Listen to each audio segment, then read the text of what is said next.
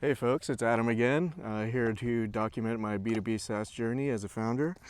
I just want to say right off the bat, thank you guys so much. That last video got so many views. I'm absolutely blown away by the support that you guys have shown me, especially here on LinkedIn. I think LinkedIn has some untapped potential for content, and that's my first tip to you guys right away, is that last video I got around like 3,000 impressions, so very surprising. And I think everyone that gave a thumbs up and reacted, that totally helped expand that reach, so go ahead and do that right away. Thanks again, guys. I totally appreciate it. I wasn't that comfortable being on camera, and kind of it gave me the confidence to keep making content and sharing my journey with you guys, so thank you so much. Sorry if the camera's a little shaky. You're in the middle of the lake. I'm at Lake Simcoe right now. I decided to come out on the lake on my own because I had some time, and I found this cool bench here in the water, and I thought that would be an awesome shot for a video, so I hope you enjoy my background today. It's been thunderstorming all day here. I got here a couple of hours earlier and it was just downpouring. I was just in my car and just hot spotting, working from the car while it was raining. It was actually quite meditative, but I'd like to announce that in that coding session I made my final git commit before release, so we're launching. Congrats to me, I guess. It's very anticlimactic. I'm not having a giant party with, fireworks or some, fancy club. I'm just at the provincial park here, sitting in this cool bench I found and talking to you guys. I'd encourage you guys to go to Zerocrat.com and check out the demo. There's a button that says demo environment. So click on that. It'll log you in automatically, and you can check out what the heck I'm talking about. And please let me know what you think. Yeah, I just kind of want to share some validation methodologies I've used to make sure that I was on the right track with this project. And so something I did about 3 months in after having the idea and working on it full time is I built the landing page for the project.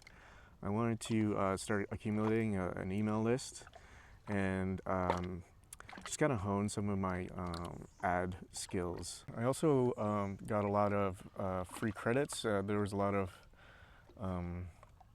promotions for new businesses I took advantage of, so that helped me keep the costs down for this little experiment. But in that email list ultimately accumulated up to 530.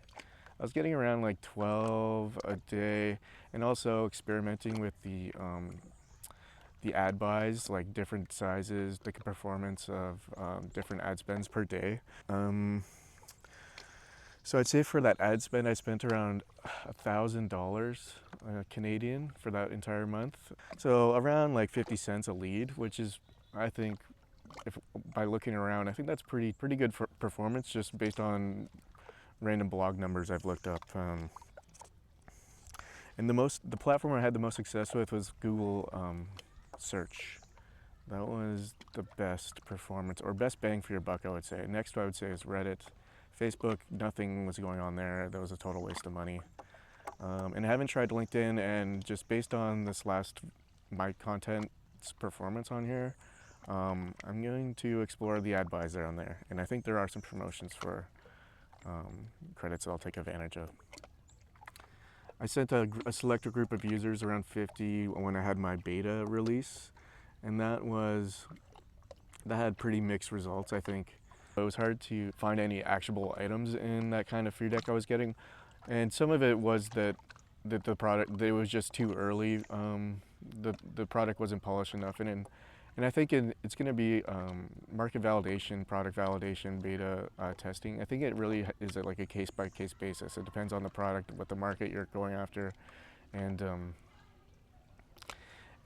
who are how entrenched incumbents are, and what are the users expecting out of an experience like that. So it's kind of some products you can just like whip it up in a month or two and get it into users' hands, but sometimes that really is market dependent. For most things that is totally true, but for something like accounting software, I think it's really You're really shooting yourself in the foot if you release something a little too early, it's a little unpolished, and not quite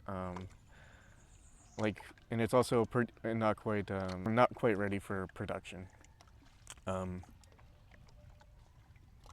I'd say the most useful feedback I got was when I actually went out and got a security audit, and that's going to be my next topic of discussion here. I think networking online on social media, finding other founders has been immensely helpful to me personally and in this project. I was just browsing on the startup subreddits, entrepreneurship, startup SaaS, and I came across a post from another founder that was just starting up as a security consultant. He obviously had a ton of experience with security audits, and this was just a guy that was going on his own now, and